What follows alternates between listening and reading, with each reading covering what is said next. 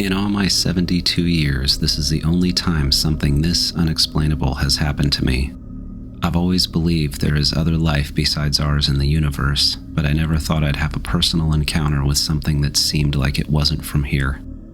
This all started on a normal weekday night in July of this year, right around midnight. The way my bedroom is situated, the head of my bed sits against the main wall, and my bedroom door is just to the right of my bed. That night, I was sleeping with my back to the bathroom door and facing my open bedroom window. I always leave the bathroom door partially closed, but not all the way. I remember waking up to use the bathroom, and when I turned toward the door, I noticed immediately that there was an extremely bright light inside the bathroom, almost as if I had left the overhead light on. It was so bright that I could even see it shining from underneath the door, which was lighting up part of my bedroom. I live on the outskirts of Bend, Oregon, on a large lot filled with ponderosa pine trees, so this is not something I'm used to seeing. It's always very dark here at night. I immediately got up and opened the bathroom door. It was so bright inside the bathroom that it was almost hard to see, not to mention my eyes were still adjusting to being awake. The light was coming from outside the single window in my bathroom, which is a skinny, vertical, rectangular window that looks out to our detached garage and back porch.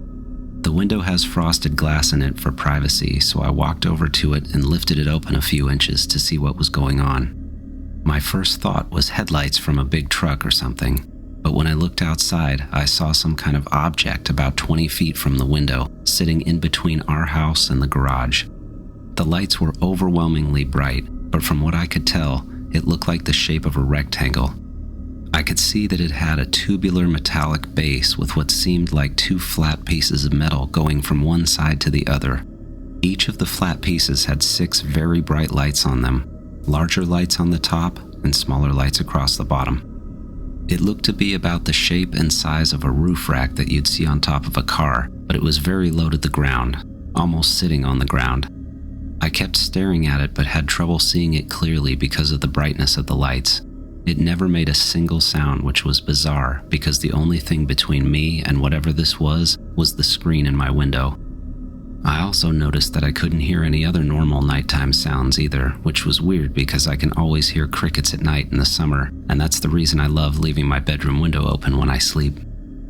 I probably stood there staring out the window for a good 10 to 15 minutes. One of the strangest things about this whole encounter was it didn't even occur to me to wake up my roommate Dave, who was sleeping in his room just feet away from mine. I also didn't think to walk back to my bed and grab my phone for a photo or video. Honestly, I was in a very weird, calm state, and all I wanted to do was go back to bed. If I had to relate it to something, it felt like when you're going in for surgery, something I've experienced several times in my life, and they put whatever that drug is to calm your nerves right into your IV. It was a very similar feeling, and in that weird state of mind, I walked back to my bed, sat on the edge for a minute, and went back to sleep. In the back of my mind, I also knew my roommate would be getting up soon because he starts work very early in the morning. There are a lot of days when he has to be there at 2 a.m. I knew when he got up he'd be going out to his car and would have to see whatever this thing was. I ended up falling back to sleep quickly, which I didn't think I'd be able to do. When I finally woke up, it was hours later and light outside. I recently retired from work, so I really don't have much of a schedule. I like to wake up natural whenever my body is ready to get up. My roommate had been gone and at work for a couple of hours at this point. After I got up, I went straight outside to look for anything unusual. I walked around my house for quite a while, especially the area where I saw the lights, but I didn't see anything weird or out of place. All day long I was thinking about it and trying to figure out what happened, but I couldn't come up with anything that made sense. When my roommate came home from work, I told him everything I'd seen. He said when he got up and left for work, he didn't see or notice anything, and it was just like any other morning. He has to walk right past my bathroom window to get out to our garage where his car is too. We talked about the possibility of it being a vehicle that somehow pulled into that part of our lot, which couldn't be the case because I would have clearly seen it and heard something, or even the possibility of people pulling some kind of prank, but neither one of those ideas fit. I've known my neighbors for years and no one would do anything like that. The next night I experienced almost the exact same situation. It was around the same time as my experience the night before, and again, it was lighting up my bathroom. The difference this time was that the lights weren't as bright, and this object, whatever it was several feet closer to my bathroom window. There was only one string of large lights this time, where before there were definitely two. Again, I stood there and watched it for probably 10 minutes, and again, I was strangely calm and tired the entire time I was observing this thing. No thoughts of grabbing my phone or waking up my roommate whatsoever. Once again, I decided to lay back down and immediately went back to sleep. This is so odd to me considering I would never normally do this. It was almost as if I was put back to sleep. When I woke up in the morning, it was just like the day before. There was no sign of anything out of the ordinary outside, and my roommate had no idea any of it had happened. After telling my son the whole story, he suggested bringing one of his Ring cameras over and setting it up outside my window. I was absolutely on board with that idea and wished I'd had a camera system set up before it all happened, but after the second night, it never came back. I can't explain what happened to me those 2 nights, and I don't even know what I believe myself. I have no idea what I saw. I still wonder what that overwhelming feeling of calm was, and I can't even begin to come up with a reason why I didn't get my phone or wake up my roommate. I do know what I saw and what I felt, and I know this was far from any kind of dream or sleepwalking episode.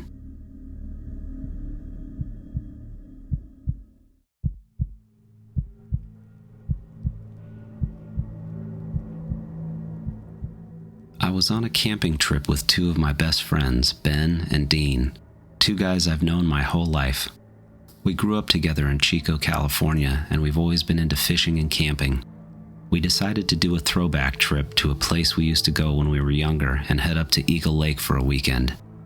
Eagle Lake is just about 3 hours northeast of us up in Lassen County, and there's not much around it in any direction. That's one of the reasons we love it up there so much. As soon as we got there, we set up camp on the south side of the lake in one of our favorite spots, Aspen Grove Campground. It's my favorite spot because the campsites are back in the trees, but you can still walk right out to the beach and the water. The first day was perfect. We spent the mornings fishing and catching up. Ben caught a decent trout, and we definitely made it through part of the beer cooler. We grilled up some steaks that night, shared a bottle of whiskey around the campfire, and talked about all the times we'd spent up there as kids. It was the second night that changed everything for all 3 of us. It was later at night, and we were sitting around the fire, not really doing much of anything. The lake was dead still and like glass, which is how we first saw the reflection of something in the sky. At first, it looked like a small plane, but it seemed to be too low for a plane. Ben thought it might be a drone from a group we saw camping on the other side of the lake, but we couldn't hear anything. Definitely not the loud buzz that they make. It looked bigger than that too. It was moving somewhat fast toward the trees heading behind us. We all stood up and just watched it fly over. It kind of veered off to our left, went past the trees, and to us looked like it actually came all the way down a few hundred yards from where we were. We didn't see it hit the ground or land or anything like that. We just couldn't see it anymore, and it seemed like it had to have come down. The 3 of us were standing there staring at each other, trying to figure out what we should do. Was it a plane? Was it something that could cause a forest fire? If it was, should we try and walk over to find it? Dean was the first one to say something and said we needed to go check it out for sure. He had done some volunteer firefighting after high school and was really feeling like it was a small private plane that went down. He even mentioned that we didn't hear anything because the engine could have been out, and that made sense to Ben and me. I don't think any of us were exactly thrilled about walking into the woods in the dark to possibly see something horrible, but we all grabbed our flashlights and started walking in the direction where we thought it went down. The deeper we went into the woods, the quieter it seemed to get. Just us talking to each other and the sound of our shoes on the ground. We weren't seeing anything. No debris, no fire, no lights from a plane. After 15 or 20 minutes, Ben said we should probably head back so we didn't lose track of where our campsite was. I agreed and mentioned taking another look in the morning when we could see where we were going. We ended up walking back to camp and sat back in our chairs around the fire. We started coming up with ideas about what this thing was. I think we were all trying to play it cool, but there was this unspoken feeling that something wasn't right. About an hour after getting back to camp, we were sitting there drinking whiskey and coke and started hearing noises behind us. At first it was subtle, just rustling sounds. We thought it was an animal, to be honest, which didn't really scare any of us, since we all brought some kind of firearm, but it started to sound like more than one thing. Ben was the first one to say cougar, but I think we all had that in the back of our minds, and he grabbed the can of bear spray out of the truck. Out of nowhere, Dean jumped out of his chair and was shining his flashlight toward the trees behind us and said, "Did you see that? There was someone standing right there." Ben and I both pulled our lights out and aimed them toward the spot Dean was pointing at, but we didn't see anything, just trees and shadows. Dean definitely wasn't messing around though. He was genuinely scared, and Dean doesn't scare easily. He was pacing back and forth a little, swearing up and down that he saw someone standing there, right where the trees get thicker, looking right toward us. He said it looked like a small person, like a kid, but not a kid. Something shorter than a normal person.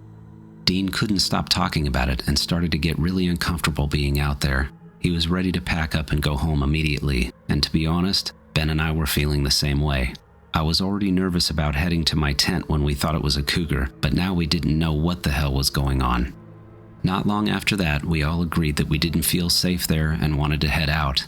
We packed up pretty quickly, literally just collapsing our tents and throwing them in the back of the truck, and purposely being kind of loud about it. I remember driving away from the lake, and that road is completely dark at night, which didn't help our nerves. We didn't talk much until we were well away from the campground and heading towards civilization again, and then we started talking non-stop about it and coming up with all kinds of crazy ideas about what it could have been. To this day, whenever the three of us get together, we always end up talking about that night. None of us can explain what we saw or heard, or especially what Dean saw. He is absolutely convinced it was not a normal person or weirdo in the trees, and that it had to be connected to that thing we saw in the sky. It shook him up enough that his wife asked me about it privately because it was affecting his sleep for a few weeks. The worst part about the whole thing is that we haven't been back to the lake since, and none of us have any desire to go up there again. We loved that place so much. After that night, though, it's just not the same.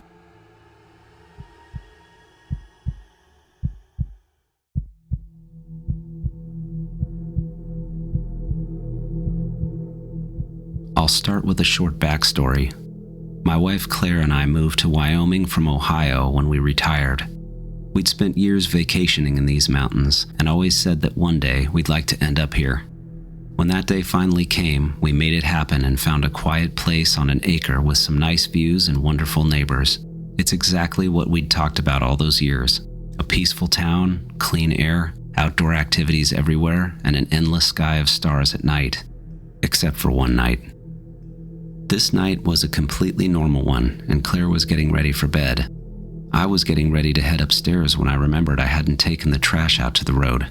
It's something I forget to do on a pretty regular basis, and usually I'm glad I remember at night instead of at 5 in the morning when the truck is coming down our road. I grabbed the garbage can and started rolling it down the driveway. We have a pretty long driveway, and if it's clear, I'll usually look up to see the stars while walking. There aren't any streetlights in our neighborhood, and it makes for a beautiful night sky. About halfway down the driveway, I started feeling something odd. At first, I couldn't put my finger on it. It wasn't a noise exactly, more like a vibration, almost a low electric hum. I felt it in the ground through my boots, but it was also in the air, like everything around me was humming at the same time. I stopped halfway down the driveway trying to figure out what this was. I haven't really felt anything like it before, and I started looking around trying to figure out where it was coming from. I feel like if I'd had a glass of water and set it on the ground, you could have seen little ripples on the surface of the water. I eventually looked up where normally you can see the Milky Way spanning across the sky, but right above me there was a patch of sky that didn't look right. I could see a large, dark spot where there were no stars at all. It looked like a void or a total absence of stars. I couldn't make sense of it. The rest of the sky was perfectly clear, but in that one spot it was just empty. I stood there for a minute staring up at it, trying to figure out what I was looking at. I knew it wasn't a cloud, the weather was too clear for that. It was like something was sitting up there, blocking out part of the sky. I don't know how long I stood there before I yelled for Claire. I didn't want to look away, but she needed to come and see it too. She came out pretty quickly when I did call her name, probably because she could hear something weird in my voice. When she walked out to me, I pointed up and didn't even say anything other than, "What is that?" I could tell right away that she saw it too, and as soon as she did, she said it was moving.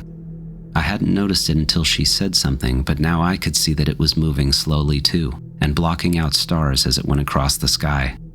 We stood there next to each other, just watching this dark mass moving above us and toward the mountains. It was so quiet too, except for that low hum in the air, which Claire said felt like static electricity to her. I was actually glad to hear her agreeing with me at this point because the thought of having a stroke had honestly crossed my mind. I finally put my head back down when I heard footsteps and the sound of another garbage bin rolling. It was our neighbor, Tim. He lives next to us and our driveways are close to each other. I guess he was late bringing his trash out too and remembered when he heard me rolling our bin down. He must have wondered what we were doing standing in the middle of the driveway together late at night because the first thing he said was, "Did you guys get lost?" as he laughed a little. When he got closer, I pointed up and said the same thing that I had said to Claire. "What is that?" His face changed immediately. He saw it too, and we didn't need to explain a thing. Tim just stood there with us, staring up at this thing. There wasn't much else to do but stare and make the occasional comment. It continued moving slowly, and we watched it until it got past a line of trees and closer to the horizon. It either kept going out of our line of sight, or it wasn't blocking the stars anymore, because when it got past the trees, we couldn't really tell where it went. We were all looking around trying to find out where it was, but the sky looked normal again. We didn't notice the hum either, which Tim said he didn't feel or hear at all. We stood there staring at each other, trying to figure out if we'd really seen what we thought we did. We talked about it for 5 minutes or so, and then Tim and I finished walking our garbage down to the road and told each other to have a good night. He half-jokingly told me to lock my doors and windows just in case. Claire and I went back into the house and talked about it for a little while, and I even checked out our bedroom window several times, but we eventually went to bed. The next morning I saw Tim again and was going to ask him if he'd seen anything else, but I didn't walk out there. I think part of me just knew there wasn't an explanation, and I almost felt weird talking about it again. We all knew this wasn't a plane or a cloud. In my mind, it was something I didn't want to say out loud. Since then, I catch myself looking up at the sky a lot more often, and I know Claire does it too. We'll never forget that night, but we keep it to ourselves most of the time. If it does come up, like when we've told our family, we just get a curious, "Whoa, that's weird," but it's a hard thing to describe, so I don't think they fully understand what we saw. You really just had to be there and see it. I'd love to hear some kind of natural or normal explanation, but I don't think there is one. I even spent a little time on Google searching for dark spots or voids in the sky, but didn't find much. It wasn't a scary experience really, but I'd be perfectly fine not seeing it again.